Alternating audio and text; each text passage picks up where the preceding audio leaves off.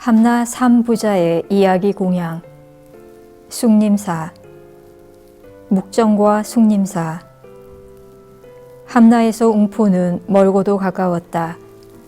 오랫동안 함나에서 만석군으로 살던 김과 조와 이는 손 그늘을 하며 함나산을 가늠해 보았다. 이들 셋의 생김새는 서로 달랐지만 함나산 서쪽을 바라보는 방향은 같았다. 김의 눈에는 함나산 서편에 있는 소방봉이 제일 먼저 들어왔다. 소방봉의 봉수대는 서쪽 오성산의 봉수대와 동쪽 용안의 광두원 봉수대와도 연락을 주고받던 곳이었다.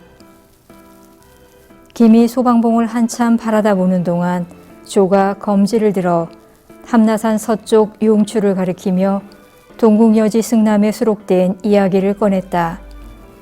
용추에는 묵정이라는 우물이 있는데 둘레가 5,000척이라 했으며 깊이를 가늠할 수 없어 마냥 검푸르다고 했다. 김이 조의 말을 거들었다. 모래와 돌이 검기 때문에 이름이 묵정인 게지요. 김의 말에 조가 꼬리를 물었다. 가뭄이 들 때마다 저곳 묵정에 가서 빌면 비가 내리기도 합니다. 둘의 이야기를 가만히 듣고 있던 이가 입술을 뗐다. 우리 셋이 함나의 터를 잡고 만석군으로 살게 된 것도 모두 부처님의 보살핌 때문이요. 김과 이는 그 말을 부정하지 않았다. 함나 지역은 비가 내리면 물에 잠기는 곳이 많았다. 제방이 약한 탓이었다. 그 사실을 몰랐던 사람들은 바닷물이 마당 앞까지 밀고 들어올 때마다 함나산 숭림사를 찾았다. 역설적이게도 가뭄이 들면 묵정에서, 홍수가 나면 숭림사에서 기도를 했다. 그렇게 함나산은 가뭄과 홍수를 동시에 다스리는 산이었다. 숭림사라 쓰고 소림사라 읽는다. 함나 삼부자로 불렸던 김과 조와 이는 오랫동안 숭림사를 후원했다. 숭림사 보광전 명문 귀화에 지정 5년 을유년에 행여선사의 기록이 나왔다는 소식을 제일 먼저 귀동향한 것도 이들이었다.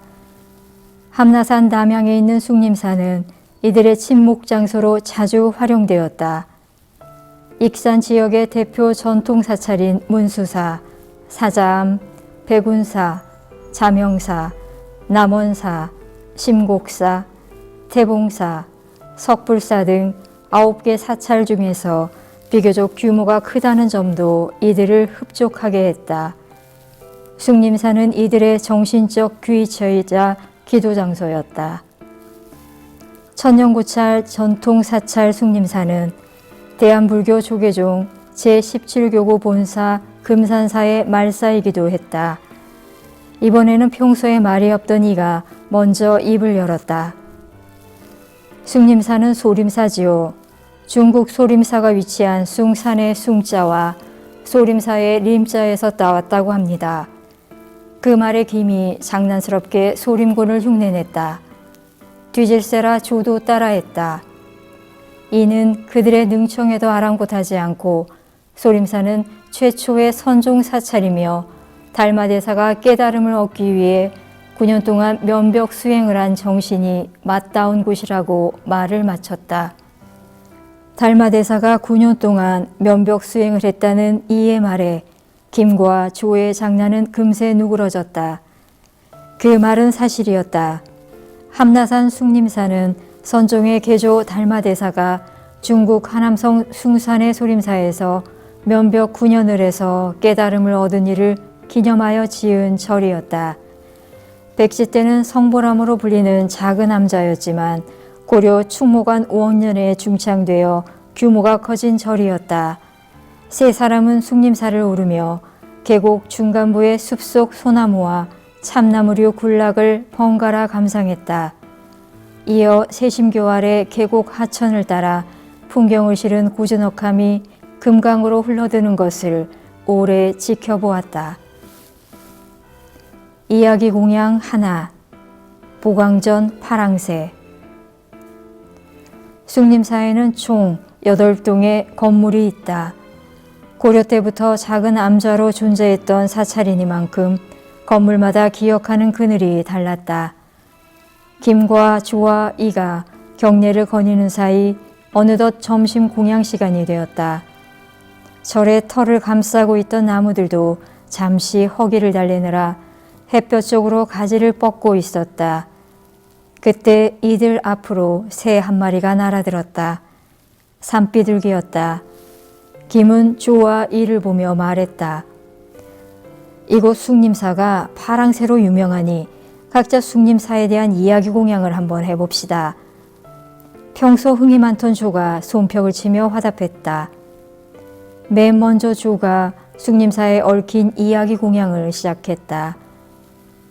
그는 숭림사 보광전을 바라보며 입을 열었다. 1345년 고려 충모강 때의 일입니다. 충모각의 비는 건강이 매우 좋지 않았지요. 왕비의 몸에 난 등창 때문이었습니다. 충모강은 등창으로 인해 고생하는 왕비의 병을 고쳐주기 위해 백방으로 수소문했지만 왕비의 병은 나아지지 않았습니다. 그러던 어느 날 왕비는 관세음보살을 읊조리다가 깜빡 잠이 들게 됩니다. 꿈속에서 왕비는 한 사찰에서 머물게 되는데 그곳에서 병이 낫는 경험을 합니다. 꿈에서 깬 왕비는 그 사찰을 수소문해서 찾게 되는데 그곳이 바로 숭림사지요. 김과 이는 호기심 어린 눈빛으로 마른 침을 삼키며 조의 다음 이야기를 기다렸다. 왕비는 숭림사 보광전에서 관음보살에게 3-7일간 성심을 다해 기도를 드리게 됩니다. 마지막 기도를 드리는 날 왕비는 알 수 없는 향기에 취해 잠이 들게 되는데 꿈속에서 파랑새 한 마리가 날아와 자신의 등창을 핥아주더란 말입니다. 꿈에서 깬 왕비는 그게 모두 꿈이 아니라 현실임을 깨닫게 됩니다. 이후 왕비는 궁으로 돌아가 숭림사의 전답을 화사하고 왕실의 원찰로 삼아 관음기도의 도량으로 삼게 되었다고 하지요. 이야기 공양 2. 나안전 호랑이. 김과 이는 조의 파랑새 이야기를 들으며 합장했다. 그 사이 정오의 햇볕은 숭림사 왼편의 정혜원과 나안전 쪽으로 스며들고 있었다. 우하루 사이길 돌계단 사이로 붉은 꽃을 피운 배롱나무가 고개를 빼꼼 내밀었다. 그 광경을 지켜보던 김이 두 번째 이야기 공양을 시작했다. 저 배롱나무 꽃을 보니 나안전에 숨어 살던 호랑이가 생각납니다. 옛날 웅포에 살던 어느 할머니가 웅포 갈대밭을 거닐다가 호랑이 새끼 한 마리를 보게 됩니다. 순간 욕심에 호랑이 새끼를 품에 안으니 절에서 나는 향 냄새가 느껴지더라는 겁니다. 김의 이야기는 조의 이야기와는 달리 은근 침묵이 길었다. 할머니는 새끼 호랑이를 잡아 집으로 돌아와서는 돼지 우리에 넣어두었는데 그날 밤 어미 호랑이가 찾아와 집을 난장판으로 만들었다고 합니다. 깜짝 놀란 할머니는 얼른 돼지 우리를 열고 새끼 호랑이를 내보냈다고 하지요. 그날 밤 할머니의 꿈속에 어미 호랑이가 나타나서는 나도 내 새끼 하나를 잡아먹겠다라고 하더니 할머니의 손자를 물어가 버렸다고 합니다. 순간 이가 등골이 서늘했는지 몸을 감쌌다. 할머니는 평소 아이가 울 때마다 울면 호랭이가 물어가 잡아먹는다라고 겁을 줬던 터라 얼른 잠에서 깨어나 허겁지겁 손자를 찾았다고 합니다. 하지만 손자는 집안 어디에도 보이지 않았지요.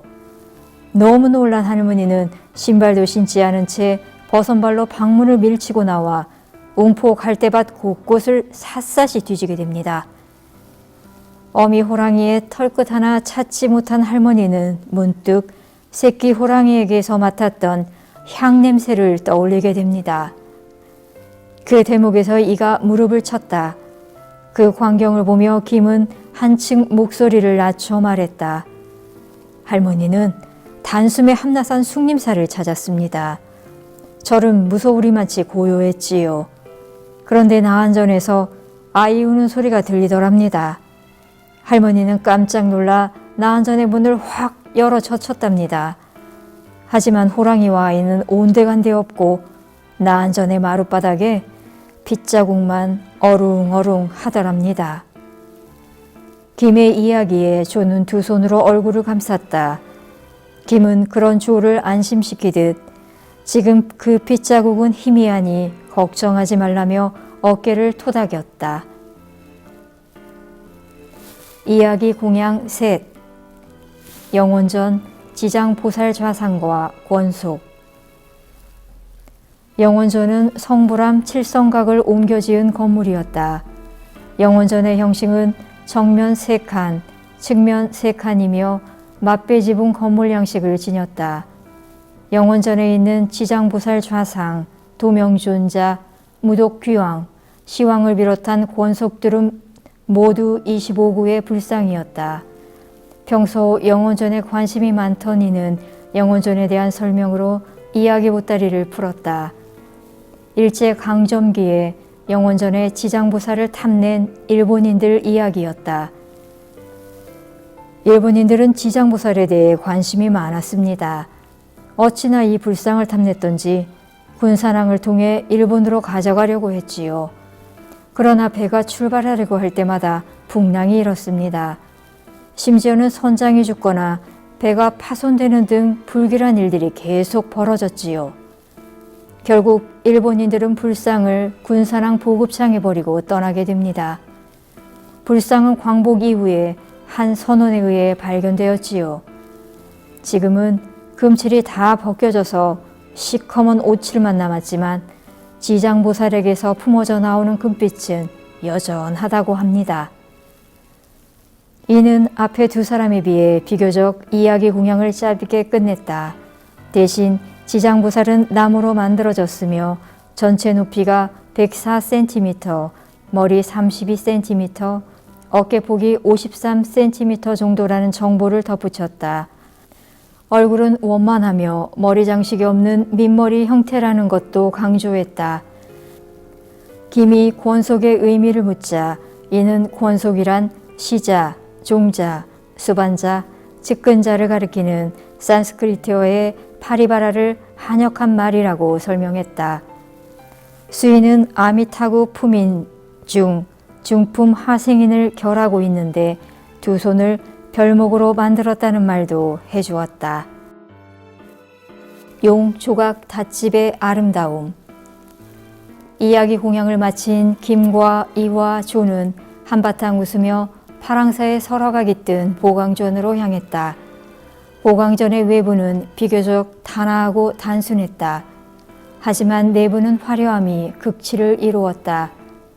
이는 보광전 천정을 올려다보고는 용 조각 닷집의 닷은 따로라는 옛말이며 닷집이란 따로 지어놓은 또 하나의 집이라는 설명을 덧붙였다. 평소 목조각에 일가견이 있던 김이 보기에도 닷집은 목조각 예술의 극치 그 자체였다.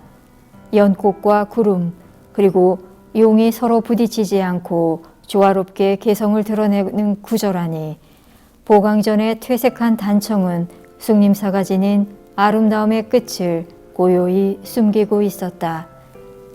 오랫동안 함나산 숭림사를 후원해왔던 함나 삼부자 김과 이와 조의 두 손은 누가 먼저랄 것도 없이 보광전 용조각 닷집을 향해 공손히 모아지고 있었다.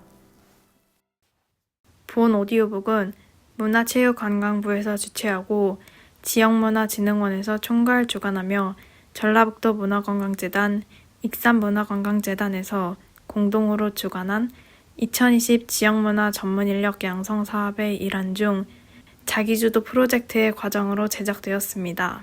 또한 녹음자들의 개인정보 활용 동의를 얻고 녹음되었음을 밝히는 바입니다. 본 오디오북은 익산문화관광재단의 지역 스토리텔링 발간 사업의 일환으로 2019년에 편찬된 익산 종교화합의 성지를 가다의 내용을 담고 있습니다. 전라북도 익산은 4대 종교의 성지가 모두 위치한 지역적 특성을 가지고 있습니다.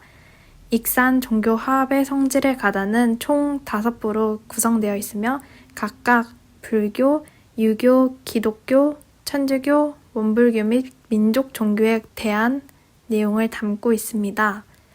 본 오디오북은 쉽게 접하기 어려운 오디오북 체험을 시민에게 제공하는 한편 종교가 가진 화합의 의미를 보다 크게 담아내기 위하여 이미 종교를 가진 사람들이 다른 종교의 이야기를 읽어주는 방식으로 제작되었습니다.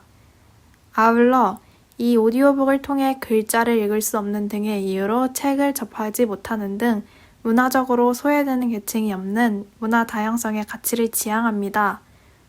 본 오디오북을 위해 힘써주신 분들에게 이 자리를 빌려 감사하다는 말씀 전합니다.